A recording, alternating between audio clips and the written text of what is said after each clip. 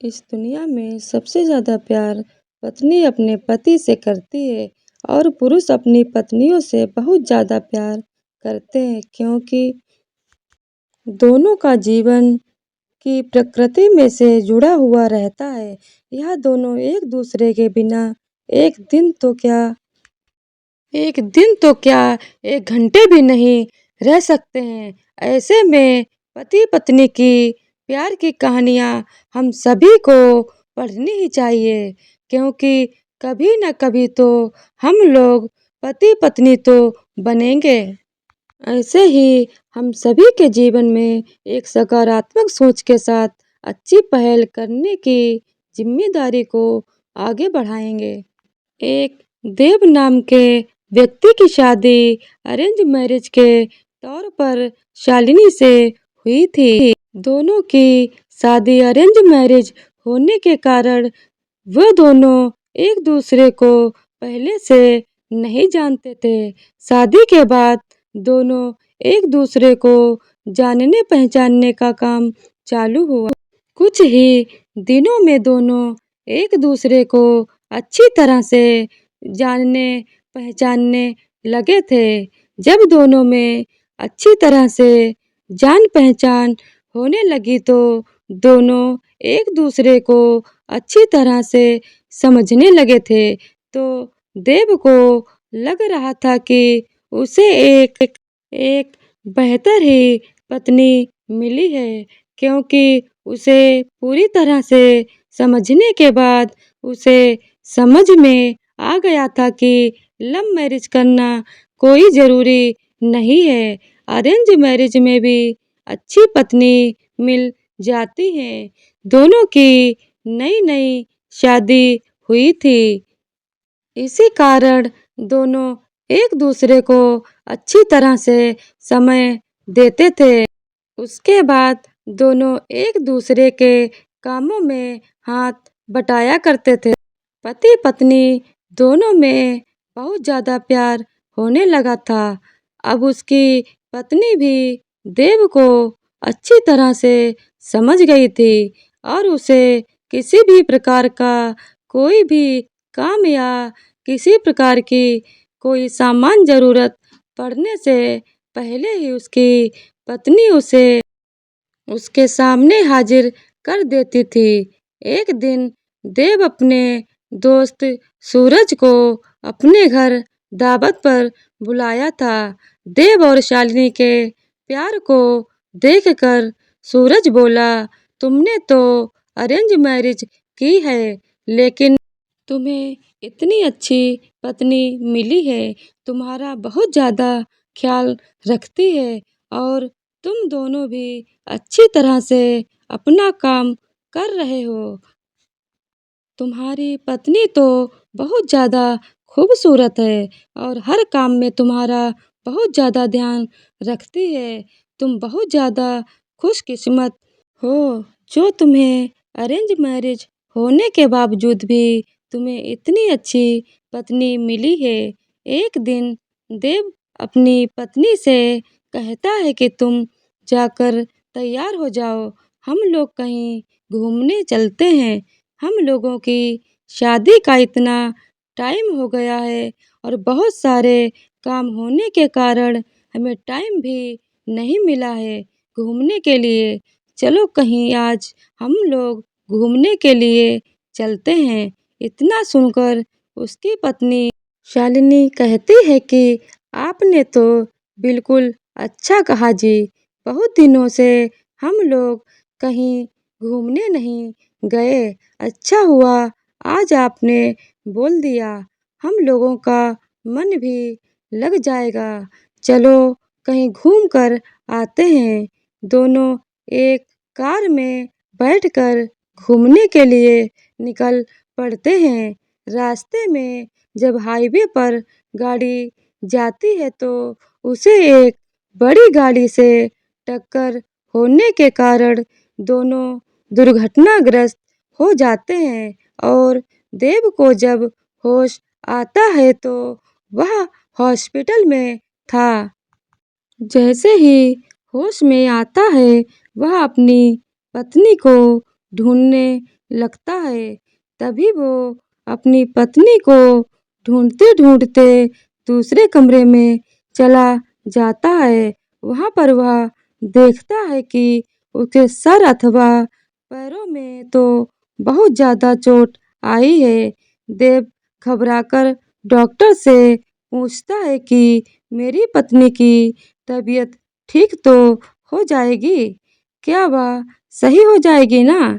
तभी डॉक्टर कहता है कि तुम्हारी पत्नी की पैरों की नसों में ज़्यादा खून निकलने के कारण पैरों को काटना पड़ा है। अब वह नहीं चल सकती है। इतना सुनते ही शालिनी की आंखों में आंसू आ जाता है और वह कहती है कि मैं तो आपके ऊपर अब बोझ बन गई हूँ। उसके बाद देव कहता है कि ऐसी कोई बात नहीं है। इतने दिनों से तुमने मेरा बहुत ख्याल रखा था। अब मेरा फर्ज बनता है कि मैं तुम्हारा ख्याल रखूंगा। अब दोनों साथ मिलकर अपने घर की तरफ रवाना हुए। घर जाकर दोनों एक दूसरे के लिए एक दूसरे के बिना न रहने की कसम खाते हैं। फिर उसके बाद वह अपनी जॉब को छोड़कर घर से ही वर्क टू होम मतलब वर्क फ्रॉम होम किया करता था। साथ ही घर का घर पर रहकर अपनी पत्नी की मदद तथा उसकी देख-रेख में मदद किया करता था। इसी तरह दिन बीतते गए। फिर एक दिन फिर से सूरज देव का दोस्त उसके घर आता है और कहता है कि तुम तो अपने घर के काम करने लगे हो। तुम एक बहुत अच्छे बिजनेसमैन हो। तुम अपनी जिंदगी क्यों बर्बाद कर रहे हो एक लड़की के कारण? तुम अपनी दूसरी शादी कर लो। चाहे तो इसे भी अपने पास ही रख लो, लेकिन तुम कंपनी में चलकर काम करो। इसके बाद देव कहता है कि मेरी पत्नी से बढ़कर मेरी जिंदगी में कुछ भी नहीं है। मैं उसकी देखभाल हमेशा करूँगा और करता रहूँगा, क्योंकि हमेशा से ही मुझसे प्रेम करती थी और हमेशा से ही हम लोग पति-पत्नी आपस में प्रेम करते रहेंगे। फिर वह अपने दोस्त को कहता है कि जब तुम पहली बार आए थे तो मुझसे कहा था कि तुम्हारी पत्नी बहुत अच्छी है। तुम बहुत खुशकिस्मत हो जो तुम्हें ऐसी पत्नी मिली है। फिर आज ऐसी क्या बात हो गई है जो तुम इस प्रकार की बात मेरी पत्नी के लिए उपयोग कर रहे हो? आखिरकार जितने दिन उसने मेरी मदद की है, मेरा भी फर्ज बनता है कि मैं उसकी जिंदगी भर मदद करता रहूँगा। इतना सुनते ही पीछे से उसकी पत्नी भगवान से प्रार्थना करती है कि भगवान, आपने मुझे इतना अच्छा पति दिया है कि मैं आपका शुक्रिया कैसे अदा करूँगी। और वह सदा के लिए एक दूसरे से प्रेम करते रहे और जिंदगी को आगे बढ़ाते रहे। इसीलिए मेरा मानना है कि पत्नी चाहे जैसी भी हो, उसे कभी भी नहीं छोड़ना चाहिए और पत्नी को कोई तकलीफ होती है तो उसका साथ देना चाहिए, ना कि उसके छोड़ना चाहिए। पति-पत्नी का सच्चा प्यार एक दूसरे के सुख-दुख समझने के साथ-साथ उसके काम में हाथ बटाने के दौरान होता है, क्योंकि दिन हो या रात हो, एक पति पत्नी होती रोज के साथ मौजूद रहते हैं।